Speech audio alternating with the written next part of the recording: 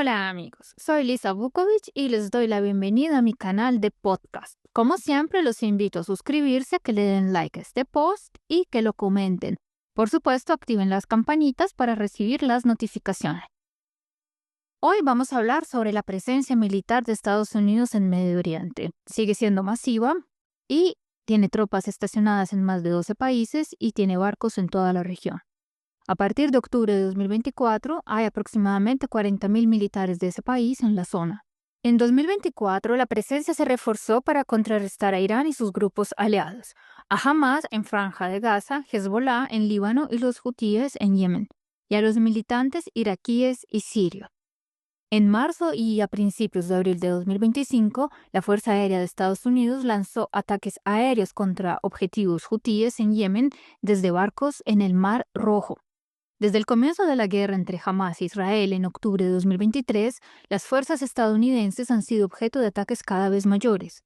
En respuesta, están llevando a cabo contraataques con barcos estadounidenses y de la coalición que intentan proteger el transporte marítimo en el Mar Rojo y el Golfo de Adén de los ataques casi diarios con misiles y aviones no tripulados de los hutíes. En abril de 2024, el Pentágono interceptó decenas de drones y misiles iraníes lanzados contra Israel. En octubre, Estados Unidos envió 4 escuadrones de aviones a la región tras la invasión israelí del Líbano y un nuevo ataque con misiles iraníes.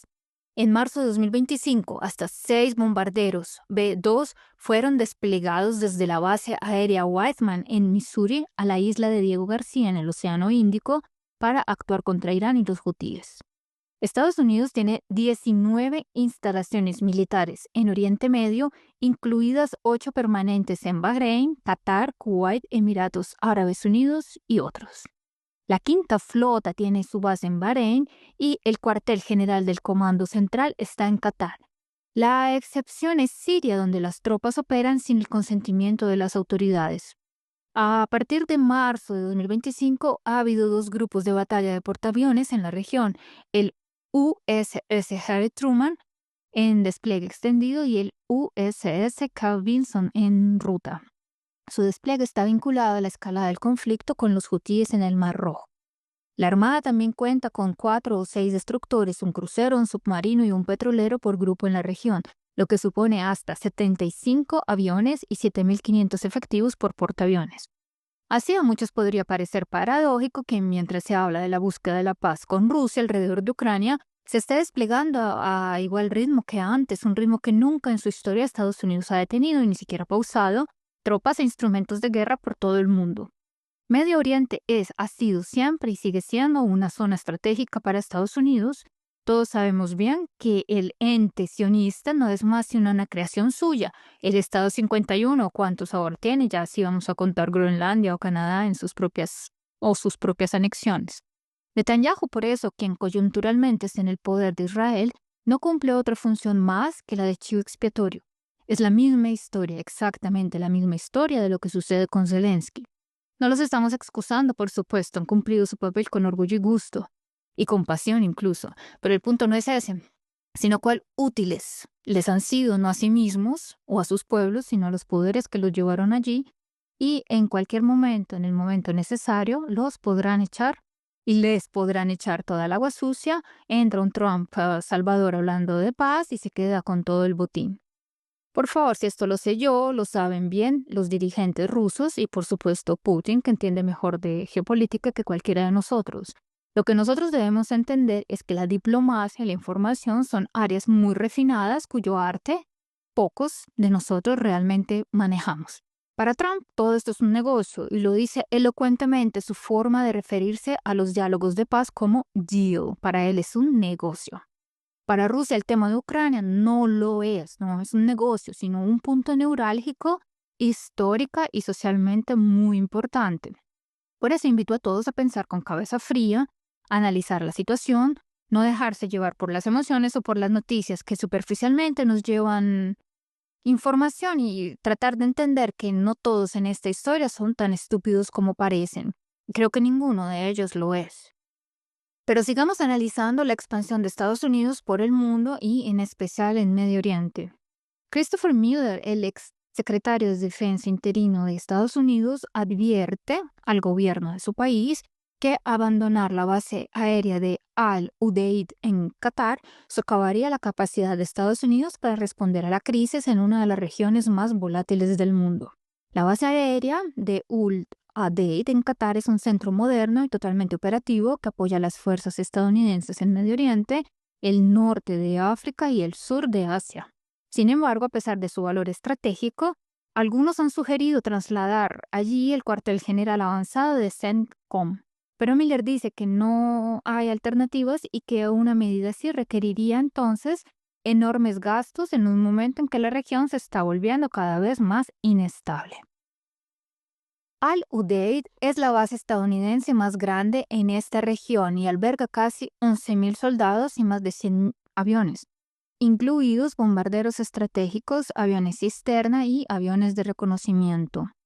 Sus largas pistas permiten un rápido movimiento y despliegue de fuerzas, lo que resulta fundamental para las operaciones en el extranjero. La base ha desempeñado un papel clave en la lucha contra el llamado terrorismo, las campañas en Irak y Afganistán y las misiones humanitarias, incluida la evacuación de Kabul en 2021. Qatar ha invertido $8.000 millones en la modernización de la base, incluidos 1.400 millones en viviendas para las tropas y en la mejora del aeródromo, ahorrando dinero a los contribuyentes estadounidenses. Además, Qatar es un socio clave de Estados Unidos en la lucha contra el terrorismo, el intercambio de inteligencia y la adquisición de armas. Por ejemplo, la compra de aviones F-15 a Boeing creó decenas de miles de puestos de trabajo en Estados Unidos. Qatar también está fortaleciendo su complejo militar industrial con la compra de sistemas estadounidenses. Así, el Departamento de Estado aprobó la venta de 8 drones MQ-9B Predator por $2.000 millones, lo que fortalece las capacidades de ataque y reconocimiento del país. Estos acuerdos profundizan las asociaciones estratégicas y apoyan la economía de Estados Unidos. Ante las crecientes amenazas, desde las tensiones en el Mar Rojo hasta la influencia iraní, la estabilidad de Qatar es vital, dice Miller. Su mediación en las negociaciones de rehenes y treguas confirma su papel como aliado clave. Encontrar un sustituto para Al Udeid sería extremadamente costoso y debilitaría la posición de Estados Unidos mientras sus competidores aumentan su presencia en el Golfo. Esta base no es solo un objetivo para Estados Unidos, sino una piedra angular de la estrategia estadounidense en Medio Oriente, concluye Miller, lo que nos permite deducir que sigue siendo de vital importancia para Estados Unidos mantener su fortalecimiento militar en toda esta área. Por eso, y por mucho más, podemos analizar desde otro punto de vista las negociaciones, o más bien el estancamiento de las negociaciones sobre Ucrania. Claramente, hasta ahora no ha producido resultados significativos, lo que confirma la profunda crisis en la que ha entrado el diálogo. La delegación rusa, representada por figuras menores, el ex viceministro de Asuntos Exteriores Karasin y el asesor del FSB, Beceda, ha apostado por la burocratización del proceso, el énfasis en los detalles técnicos y temas menores, lo que ha permitido que el debate se prolongue. Moscú cuenta con el debilitamiento de la posición de Ucrania en el contexto de un menor apoyo de Estados Unidos y donde la administración Trump, a pesar de la creciente decepción, no ofrece estrategias alternativas. El único resultado notable fue la reactivación de la iniciativa de granos del Mar Negro, pero Rusia repite y sigue repitiendo las condiciones previamente rechazadas. Esto es levantar las sanciones al Roshozbank, el banco, a los productores agrícolas y la reconexión de Rusia al sistema SWIFT. Occidente y Ucrania no apoyaron estas demandas y las declaraciones de la Casa Blanca sobre ayuda para restablecer el acceso de Rusia a los mercados siguen siendo meramente declaraciones.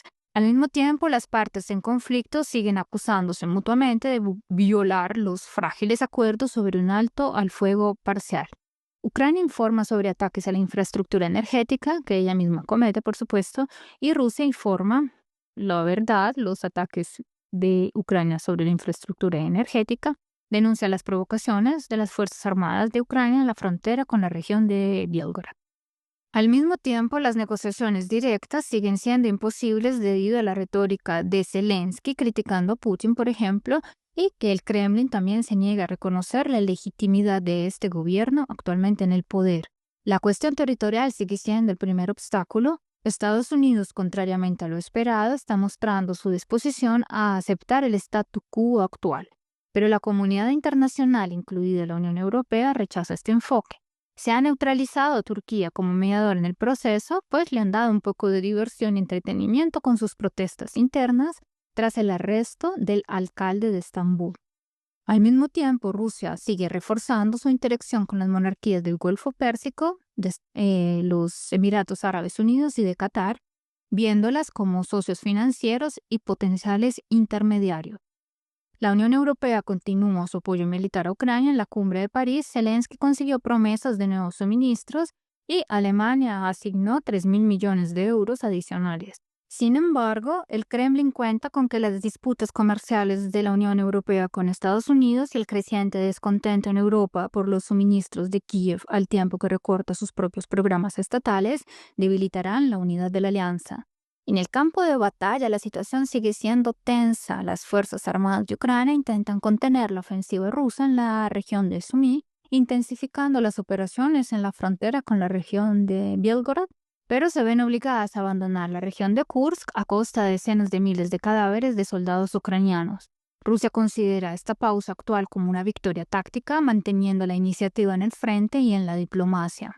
La comunidad mundial ha pasado a la guerra comercial de Trump con todo el mundo, y el proceso de negociaciones se ha reducido a intentos de revivir viejos esquemas, mientras que un arreglo real se pospone hasta que la cuestión territorial realmente se resuelva en los términos de Moscú. Sin embargo, incluso las concesiones parciales por parte de Occidente siguen siendo ilusorias debido a la necesidad de llegar a acuerdos con la Unión Europea y con Turquía. Si no se logra un avance, el conflicto corre el riesgo de entrar en una fase lenta, con brotes periódicos de violencia, en la que el tiempo no juega a favor de la paz, sino de una mayor escalada.